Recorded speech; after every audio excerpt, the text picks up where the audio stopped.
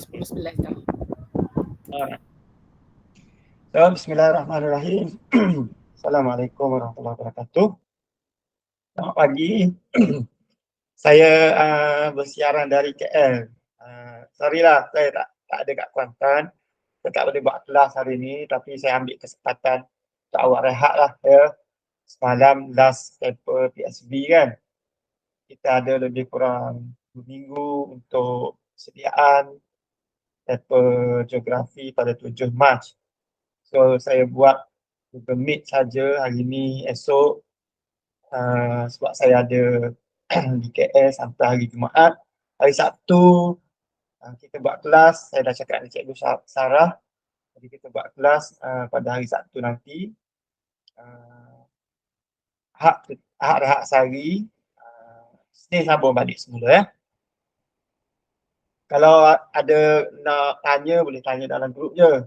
Atau request nak buat pukul berapa ke Google Meet lagi pun tak ada masalah. Kalau saya free, saya okey je. Ya. Baik. Yang ni saya akan bincang untuk hari ini ialah soalan-soalan soalan popular lah, soalan yang saya masukkan dalam buku nota padat tu, nota express tu. Boleh ulang kaji balik cara menjawabnya. Okey. Kalau sempat saya habiskan sampai struktur. Okay, esei kita buat esok. Hari ni peta dengan struktur saja kita bincang. Selama 1 jam lebih kurang atau lebih-lebih sikit pun tak apa. Okay, lepas tu awak ulang kaji lah. Okay. Baik. Saya banyak guna kaedah 5 point untuk jawab soalan struktur ni. Okay, yang pertama kita tengok peta topografi. Refresh balik. Okay. Kemahiran geografi, peta topografi ni untuk soalan nombor 1. 15 markah sekarang. Hak lama 20. Okay, 15 markah. Yang penting kat sini ialah RG, 6 angka, bearing, jarak, luas, tafsir peta, kegiatan ekonomi, fungsi apa saja yang dalam tu lah. Fungsi ketepatan, fungsi kawasan hutan, ada banyak. Okay. Berkaitan dengan faktor tafsir peta. Peta yang saya tunjuk ni ialah berkaitan dengan tepi pantai, pinggir pantai. Okey. Baik. Ukur dekat dalam Google Meet ni susahlah nak ukur. Okey, tapi mesti ada satu soalan perkiraan atau 2 soalan, biasanya 1 atau 2 soalan lah. Bearing dan ukur jarak biasanya. Okey. Atau ukur luas. Okay. Kalau contohlah ukur jarak. Ukur jarak. Biasa dia suruh kita cari ukur jarak sungai ke, jalan raya ke, ataupun pinggir pantai ke. Kalau ada kat situ kereta api, dia akan minta kita cari jarak. Okey. Contoh, kita ambil satu. Ukur panjang pantai dari RG 893-898. Carilah RG 893 kat mana? Okey, kita buat macam satu garisan. Nak garis boleh, tak nak garis tak apa, awak dah biasa. 89 dulu. 893 dia masuk sikit. Banyak 3, anggap ada 10 petak kat dalam. 898 tengok bahagian utaraan pula, 898. Okey, lebih kurang kat situ Okey, tandakan titik tu. Cari satu lagi titik, tandakan titik tu. Okey, jarak yang dia minta kita cari ialah sepanjang pantai. Saya guna pen kat sini. Tak apa, saya tunjuk pakai ni nampak. Okey, panjang pantai ni suruh kita cari. Okay. Jadi kita kena ukur lah.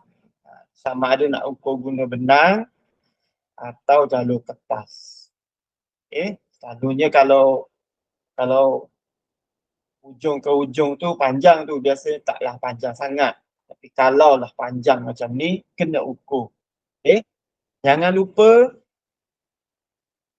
bila dah dapat ukuran dalam sentimeter, ni dalam sentimeter ni.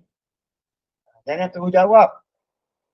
Kena darab dengan 0.5 kilometer. Baru dapat jarak dalam kilometer. Jarak sebenar lah. Okay? Unit tak apa, tak tulis pun. Kalau bagus, kalau ingat tulislah kilometer.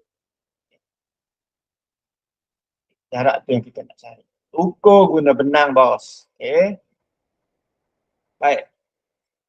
Bearing pula. Bearing Tanjung Chamar dari Pulau Lebah. Okay? Arjit nak ke dah belajar tadi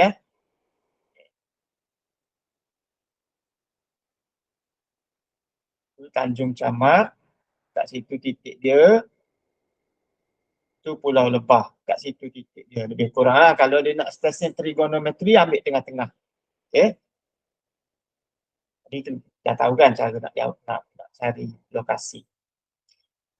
Buat satu garisan memanjang dua titik tu. Okay. Buat satu tanda arah yang utara, timur, barat, selatan tu kan. Okay. Sudut yang kita nak cari sudut banyak tu sebab kita dah garis warna merah tu. Sudut banyak tu. Letak protektor. Kalau D lah, D. Bukan D terbalik, D. So tak perlu tambah 180. Ingat, tak perlu tambah 180. Cari je. Mungkin 61 lebih kurang lah kalau awak tengok dalam paparan tu. 61 darjah. Darjah. Kosong kecil ke atas. Okay. Bukan sentimeter, bukan kilometer. Jangan salah unit. Okay. Kalaulah katalah nampak macam 60 atau 62 lah, silap sikit, masih dapat markah. Okay. Kira luas, katalah dia suruh kita kira luas kawasan tadahan air. Kita kena tahulah mana kawasan tadahan air. Dalam petak tu biasanya dia bagi petak ataupun dia suruh kira hutan rezak. Kita tahulah kat mana nak cari, bahagian selatan peta ke, utara ke, baca arahan. Kat situ dia suruh kita cari dua-dua tempat di kawasan tadahan. Kalau dia ada putus sikit tu, jadi awak kena kira dua-dua. Setengah soalan ditanya setempat je. Macam ni, kiri kanan. Okay, fahami soalan betul-betul. Okay, tengok satu petak penuh. Ada lagi tak? Ada lagi tak? Tak ada kan? Okay.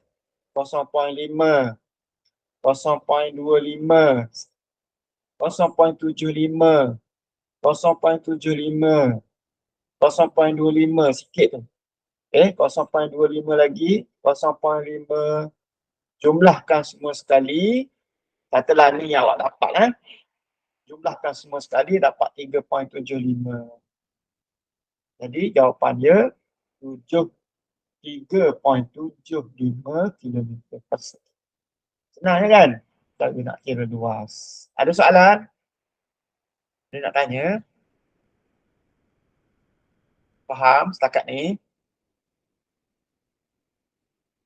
Ada respon?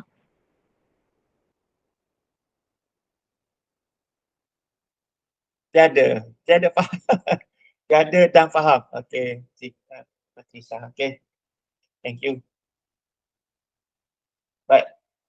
Soalan peta yang seterusnya. Kita tengok soalan. Katalah dia bagi biasa soalan peta ni, soalan duduk di kertas soalan, peta di belakang. Awak boleh guna, saya tak pasti boleh koyak letak peta tu.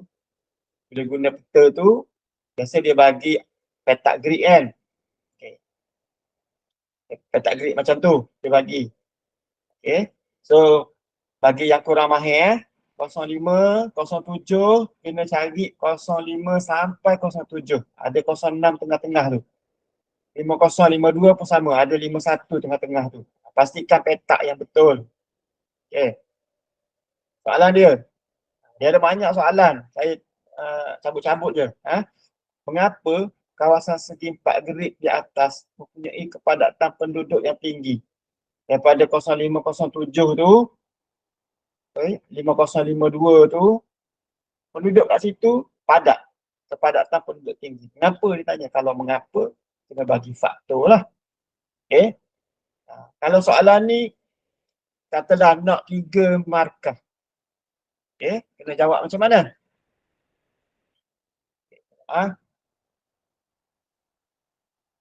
Saya galakkan bagi 5 5 point. Kalau nak 3 ke, nak 4 ke, bagilah 5 point. Dia lebih sikit tak apa. Kenapa? Satu, kita tulis point pun tak apa sebab ni soalan struktur. Ni soalan peta topografi. Soalan nombor 1, tak perlu tulis panjang-panjang. Tanah pamah yang rata dan luas. Mungkin dapat 2 markah kat sini. Tanah pamah 1, rata 1. Tapi confirm 1 markah dapat dah. Yang kedua, boleh kata lagi, jaringan pengangkutan ataupun terdapat jalan raya yang baik. Padat. Kenapa penduduk padat? Kerana ada jalan raya yang baik. Jaringan pengangkutan yang baik. 3, banyak kegiatan ekonomi. Nak bagi contoh boleh, tak nak bagi contoh pun tak apa. Tapi sesuai bagi contoh. Sebab dia mengapakah. Contoh tu dikira sebagai huraian. Dapat 2 lagi. Kalau nak 3 markah dah dapat dah kat situ. 4 markah dah dapat. Kalau tak nak buat 4, 5 pun tak apa. Basic 3 mesti lengkap penuh kalau soalan nak 3. Tapi galakkan daripada saya, tulislah lebih. Tak apa. Mana tahu ada silap kat atas, dapat lagi peluang untuk di bawah. Berhampiran dengan pusat bandar ataupun banyak kawasan pertempatan, jadi penduduk berpadat lah. Lalu kita tulis, kerana ramai orang. Betul salah? Betul salah? Kalau ramai orang. Salah. Salah. Sebab soalan dia dah cakap kepadatan penduduk yang tinggi. Kita macam jawab balik, tanya balik di soalan dia. Kita ulang balik kan. Penduduk pun orang. Ya, kita ulang balik soalan. Bagus. Tapi kalau nak tulis, tak apa. Katalah dah tak ada idea, tulislah. Mungkin tak dapat markah, tapi dengan menggunakan idea tadi tu, boleh kita guna idea yang lain sebagai dia jalanlah untuk cari idea lain. Tulis dulu. Yang tu tak dapat markah tak apa, hak lain adalah markah. Kadang-kadang kita tak ingat benda lain, kita tulis dulu hak apa yang kita ingat. Ada banyak peluang pekerjaan yang boleh. Tadi kita dah buat banyak kegiatan ekonomi. Yang ni kita tulis banyak peluang pekerjaan. Kita pun bagi lagi contoh seperti pertanian. Tak dapat dalam pertanian. Pertanian tu dapat sekali je tadi. Kalau nak dapat, kita buat contoh lain lah. Contohnya peluang pekerjaan kalau adalah situ industri, kawasan pengusian. Kalau belum lagi buat perkhidmatan, ada banyak kawasan perkhidmatan. Dapat lagi 2 markah. Okey, senang kan? Baik, soalan seterusnya. Kalau dia tanya pola saliran peringkat, dia ada banyak peringkat. Ada hulu, ada tengah, ada hilir. Selalu yang popular, hulu dan hilir. Soalan kalau peta yang saya tunjuk tadi berkaitan dengan pinggir pantai, soalan dia akan tanya hilir banyak. Soalan yang berkaitan dengan hutan, soalan akan tanya hulu banyak. Katalah hulu. Kenapa pola saliran tu berperingkat hulu? Mula-mula mungkin dia tanya, apakah pola saliran dalam rajah, dalam peta? Kita cakap peringkat hulu 1 markah. Faktornya apa? Peringkat hulu ni sebab tanah tinggi. Tengok saiz sungai kecil kan? Mungkin kita boleh tulis saiz sungai yang kecil. Kalau peringkat hilir, saiz sungai yang besar. Kalau peringkat hilir, kawasan tanah pamah. Bukti apa tanah pamah kalau hilir? Saya terus cakap pasal hilir. Bukti apa kawasan tanah pamah? Kawasan banyak pertempatan, kawasan banyak sawah padi, mungkin kawasan paya bakau sebelah dia. Tadi dia peringkat hilir lah. Yang ni hulu, sungai kecil. Banyak anak sungai ataupun cawangan sungai. Satu sungai keluar tu ada cabang-cabang yang lain. Kat situ bukti juga. Sungai pun lurus, kurang bengkak-bengkok. Kalau kita tengok terus je, maksudnya sungai tu lurus dan sungai itu adalah peringkat hulu. Ada kawasan hutan kawasan tersebut. 5 poin kat situ. Mungkin soalan kita anggaplah 3 atau 4 markah. Bagi 5 poin. Nyatakan 3 kegiatan ekonomi yang berpotensi dimajukan kawasan pinggir pantai. Dia bagi soalan kita tadi pinggir pantai. Jadi apa alasan anda yang anda kata dia berpotensi dimajukan? Jumpa je berpotensi, saya selalu ingatkan, tulis pelancongan. Tulis pelancongan. Nak tulis eko pun boleh, nak tulis sukan rekreasi pun boleh. Pelancongan lah tu. Lagi, pinggir pantai boleh buat perikanan. Mungkin ada 2 markah dapat kat sini. Aquaculture. Nasib-nasib 2 markah. Kalau tak 1 markah confirm dapat lah. Pertanian. Kalau boleh jelaskan sikit ataupun bagi contoh kelapa. Ada gajus saya tulis kat situ. Ada setengah negeri, atau timur lah terutamanya, dia boleh jadikan sebagai potensi untuk tanaman gajus. Gajus pernah kan? Boleh juga kawasan perniagaan, rumah kedai ke kawasan pelancongan, boleh buat perniagaan. Ataupun sebagai pengangkutan tinggi pantai lah. Terus ke atau pengangkutan pelancong ke orang pelancong sekitar tepi pantai tu. Itu potensi. Lain. Soalan 4. Dia boleh tanya juga, mengapa jalan raya ni dibina bengkang-bengkok? Dia bagilah contoh. Petak grid tu. Bengkang-bengkok lah kita tengok. Sebab apa? Kita nampak situ ada hutan. Maksudnya situ kawasan tadah simpang tu ada hutan lah. Tanah tinggi. Cerun, dia curam. Jawapan dia kawasan tanah tinggi.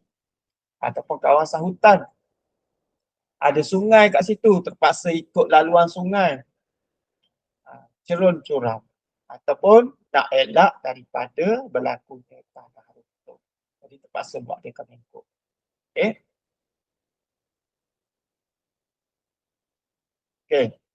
Apakah faktor menggalakkan penanaman tanaman kontan dari segi 4 grade di atas? Tanaman kontan, tak kira lah peta apa pun, kita kena tahu dulu apa tanaman kontan. Tanaman kontan dalam geografi, dalam peta topografi, ialah getah kelapa sawit.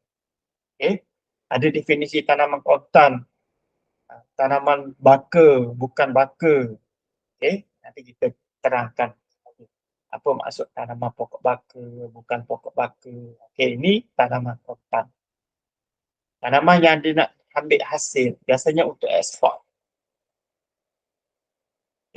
Kerana, jawapan dia, sebab apakah faktor? Kerana tanah pamah beralun, tanah pamah dan beralun. Tanaman kontan ni, dia getah dengan kelapa sawit ni, dia ditanam di kawasan tanah beralun. Dapat 2 markah. Pamah 1, beralun 1. Bersaliran baik. Mempunyai buruh yang ramai. Kalau boleh buat 3 patah. Saya buat rekan-rekan ni. Jalan raya yang baik. Ataupun sistem pengangkutan baik. Permintaan ataupun pasaran tinggi. Ni popular lah soalan faktor ni. Kalau padi pula, terbalikkanlah. Tanah pamah yang rata, saliran buruk tu tukar kepada pengairan baik, buruh ramai, jalan raya, permintaan sama. Mengapa kawasan tanah tinggi wajar dipelihara dari pembangunan? Mengapa tanah tinggi wajar dipelihara? Soalan popular, banyak soalan ditukar-tukar bentuk je. Mengapa kawasan dalam petak tu perlu dikekalkan? Mengapa biodiversity di atas perlu dikekalkan? Semua sama. Maksudnya kawasan hutan ke, kawasan tanah tinggi ke, wajar dipelihara. Kerana nak memelihara flora dan fauna daripada kepupusan. mengekalkan habitat flora dan fauna, mengekalkan keseimbangan ekosistem. Kalau ditanya, mengapakah kawasan ekosistem di atas perlu dikekalkan? Tak boleh dah jawab ekosistem lagi dalam jawapan. Buat untuk mengelak daripada kawasan tanaman terjejas. Ubah-ubah suai ya. Mengelakkan daripada kawasan tanah runtuh. Menyederhanakan suhu. Boleh juga nak tambah lagi kalau kata jawapan dia banyak untuk mengekalkan pembebasan oksigen ataupun untuk mengurangkan karbon dioksida. Okay? Fungsi kawasan tanah tinggi itu ada pokok kan. Seterusnya, mengapakah pembangunan tidak berkembang ke arah timur? Mana timur? Belah kiri, belah kanan. Utara, atas, ulang, timun, belah kanan. Tangan kanan awak. Hutan Rizak. Okay? Belah timur. Tak berkembang ke arah timur. Kenapa? Ada hutan Rizak situ, ada tanah tinggi. Ulang soalan. Tadi tanya pasal kenapa rumah tak bina kat situ. Tadi tanya kenapa jalan raya tak ada kat situ. Ni tanya pembangunan. So dua-dua, pembangunan tu rumah boleh, kawasan ekonomi boleh, pengangkutan boleh. Tak boleh buat kawasan arah timur. Kenapa? Okay. Sebab situ terdapat kawasan hutan, kawasan tanah tinggi. Ada hutan rizab kat situ. Sebutlah nama hutan rizab apa tu. Sahara ke apa. Hutan rizab. Tak dilarang pembangunan kawasan tanah tinggi. Elakkan tanah runtuh. Suka nak bina tanah runtuh berlaku. Kawasan sungai. Jadi kalau nak buat juga kos pembinaan dia tinggi. Kawasan pertanian, hak milik persendirian. Mungkin sebelah timur tu tanah orang persendirian. Ataupun kemudahan jalan raya terhad. Jadi tidak berkembanglah ke arah timur. Selalunya 3 markah juga kat sini. Soalan seterusnya, apakah bukti menunjukkan kawasan tersebut merupakan kawasan tanah pamah? Bukti kawasan itu tanah pamah. Bukti kawasan itu hilir sungai. Bukti kawasan itu menjadi tumpuan penduduk padat. Soalan lebih kurang sama. Kerana terdapat kawasan pertempatan yang padat boleh nak pilih gitu pun tak apa. Tapi nak kata dia kawasan tanah pamah tu kawasan pertempatan dia padat. Terdapat kawasan sawah padi. Jadi tumpuan penduduk tu sebab ada kegiatan ekonomi sawah padi. Terdapat kawasan hutan paya bakau, kawasan tu tanah pamah bila dia rendah. Dekat dengan paya bakau. Ada jalan raya yang padat. Sungai kat situ kalau ada, saiz dia lebih lebar berbanding dengan hulu tadi dan lebih berliku. So, itu tanda-tanda atau bukti-bukti yang menunjukkan kawasan awak yang awak bagi itu ialah kawasan tanah pamah. Faktor mempengaruhi pola pertempatan berjajar. Kalau banyak-banyak pola, ditanya berjajar. Berjajar. Berjajar ni apa? Dah nampak dalam kepala. Peta kan dalam kepala awak. Berjajar ni tepi jalan, yang deret, tepi jalan. Tepi sungai, tepi tali air, tepi pantai, tak kira lah. Tepi jalan raya. Berhampiran dengan pinggir pantai. Kalau kawasan tu ada pinggir pantai, soalan peta tadi pinggir pantai. So jawapan saya bagi pinggir pantai lah. Ataupun rumah dia terdapat dengan tepi jalan raya atau jalan kereta api. Ada sungai, ada tali air. Ada kegiatan pertanian kat situ. Sebab tu ada pertempatan. Tak kira berjajar ke apa. Tapi sebab ada pertanian, maka adalah pola pertempatan. Ada kegiatan perikanan. Ini rujuk kepada pinggir pantai. Ubah suai. Kalau soalan tu nak kawasan berselerak. Tengok ada apa kat situ. Mungkin ada pinggir hutan, kaki bukit, mungkin kawasan tu pedalaman sikit ke. Ada kegiatan ekonomi apa, kebun kecil ke. So jawapan dia berubah-ubah bergantung kepada peta yang dibekalkan. Faktor mempengaruhi kepadatan jaringan pengangkutan di Pekanbayu. Pekanbayu. Itu Pekanbayu Tepi pantai juga. Jaringan pengangkutan. Biasanya dia akan tanya rumah pengangkutan, itulah lebih kurang. Okay. Jawapan dia, tanah pamah yang rata, pinggir pantai, kegiatan ekonomi banyak kat situ. Contohnya tanaman getah, kelapa sawit, padi. Kalau tepi pantai ni kelapa, kawasan pertempatan, banyak peluang pekerjaan.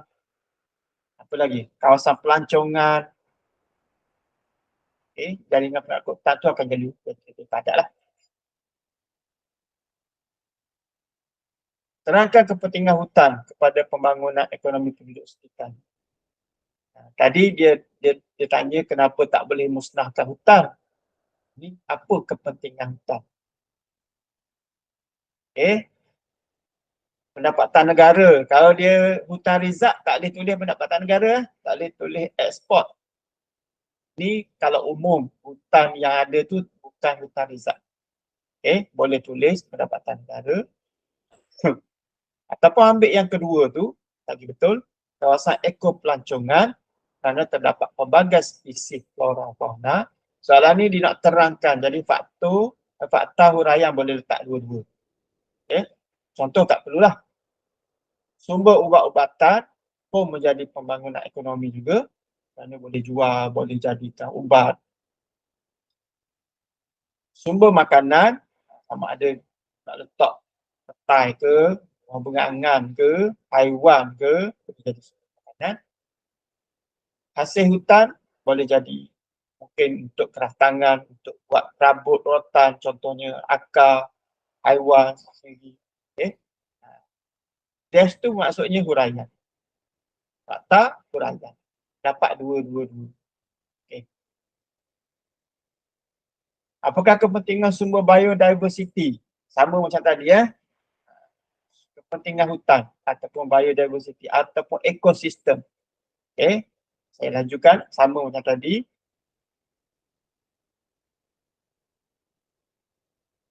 Fungsi Bandar Seri Alam.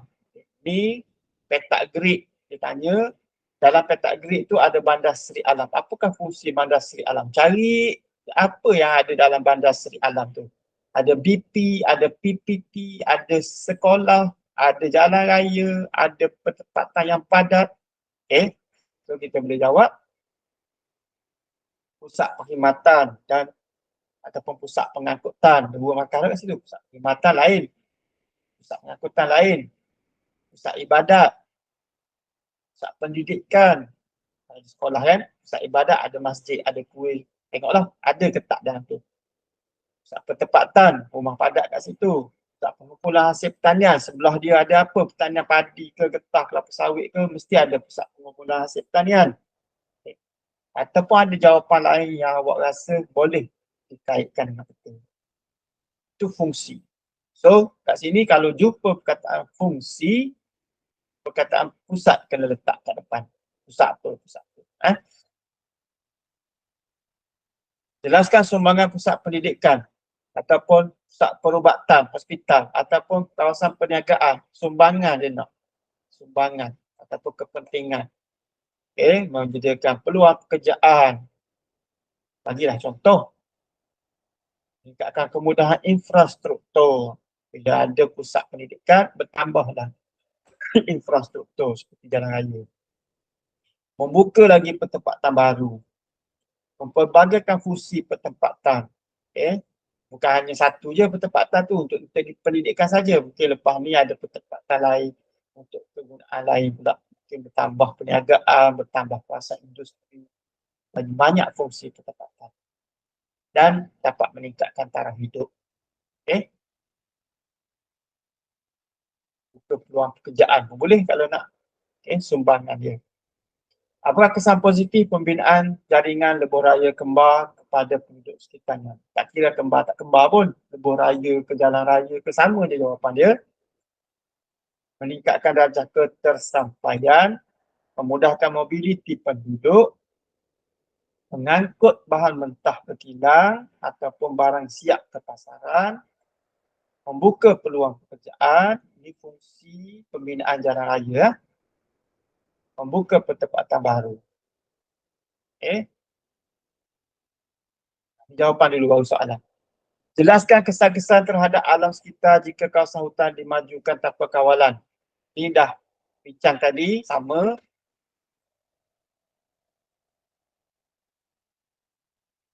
Terangkan kesan yang mungkin berlaku terhadap penduduk setempat jika kawasan kemajuan tanah Seri Cahaya diwujudkan bandar baru.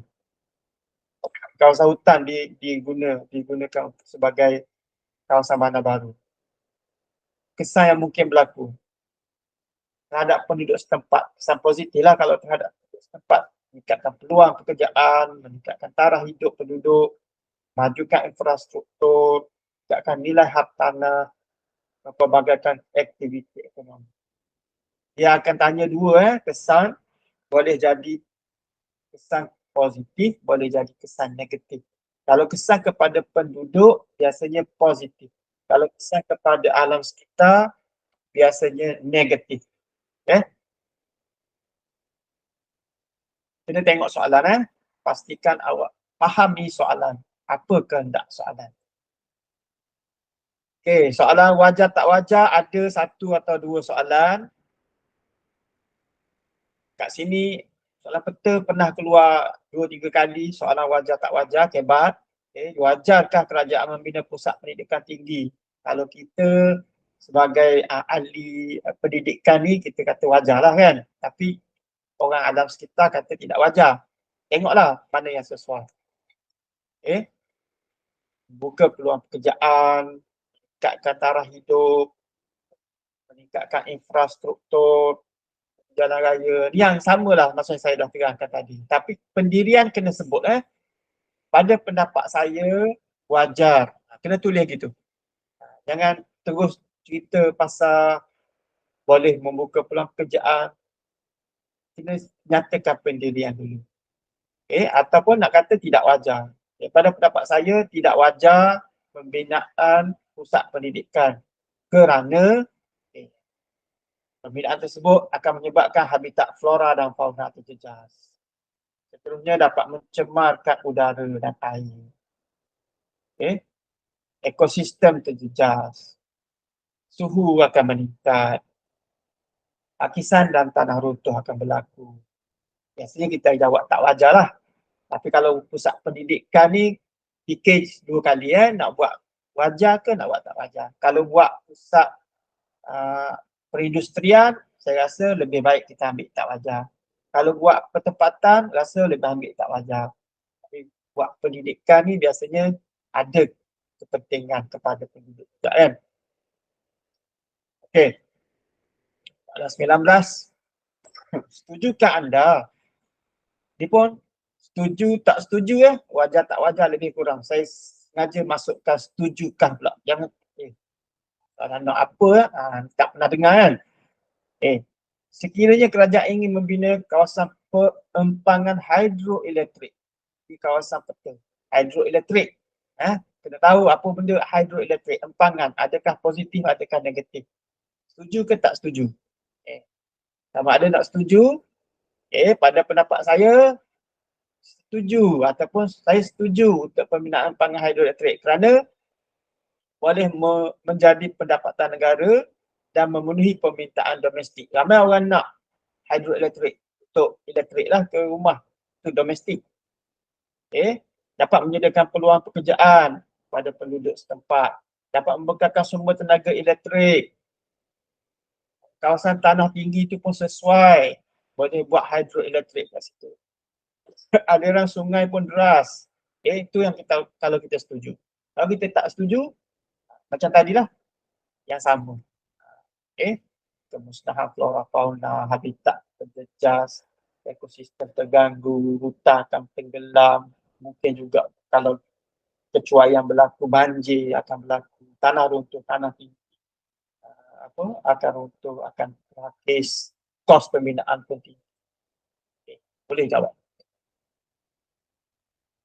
Terangkan cadangan untuk mengekalkan keadaan hutan di atas. Soalan hutan ni popular lah untuk soalan betul mewartakan taman negara, adakan rawatan silvikultur, membuat penerbangan terpilih, mengitar semula, membuat kuasa undang-undang, boleh sambung sikitlah kuasa undang-undang dalam menjaga kawasan hutan. Tambah sikitlah. Kempen tu pun kempen kesedaran alam sekitar terhadap penjagaan hutan. Kalau dia nak hutan, kalau dia nak pantai, terhadap kawasan pantai. Ikutlah. Mengadakan R&D. Ini soalan puaka lah, puaka. Selalu jawapan ni je yang akan diminta. Cadangkan usaha untuk menjadikan kawasan bandar di atas mesra alam sekitar. Macam mana nak jadikan kawasan tu mesra alam sekitar? Menanam lebih banyak pokok, menggunakan kenderaan awam, contoh LRT ataupun bas awam, berkongsi kenderaan, guna minyak tanpa pelambang, guna kenderaan elektrik,